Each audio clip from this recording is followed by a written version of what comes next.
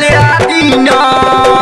आ करम छोटके बरतिया सरिया पियरिया लिया दीना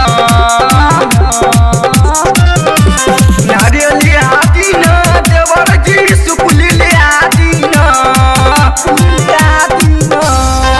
आ करम छोटी के बरतिया सरिया पियरिया लिया दीना करम छोटके बरतिया सरिया पियर लिया दीना पियर लिया दीना।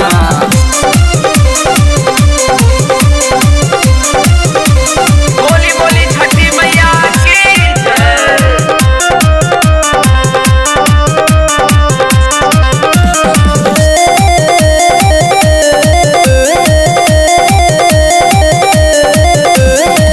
सरदावा छोटी घाट तियोरी जरायू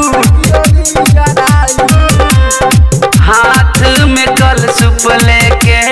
माइक गोहराई माइक गोहराई सरदावा छोटी घाट तियोरी जरायू हाथ में कल सुप लेके माइक गोहराई पियरिया लिया दीन देवर जी कोसिया लिया दीन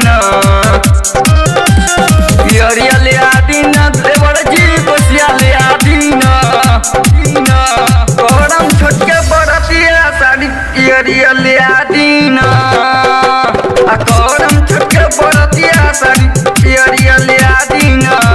करम छोटके बरतिया सरिया पियरिया लिया दीन।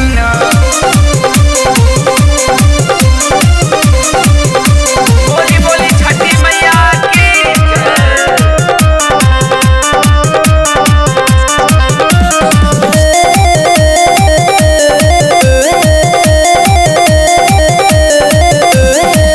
अमनत अकेला गाई छठी माई के गीतिया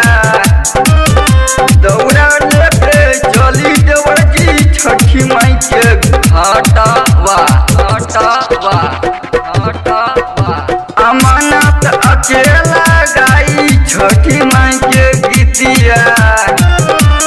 दौड़ा लेके चली देवर जी छठी माई के घाटावा बड़ा कौड़ा नहीं भौजी डीजे बजाई ना बड़ा कौड़ा नहीं भौजी डीजे बजाई ना करम छोटके बरतिया साड़ी पियरिया लिया दीना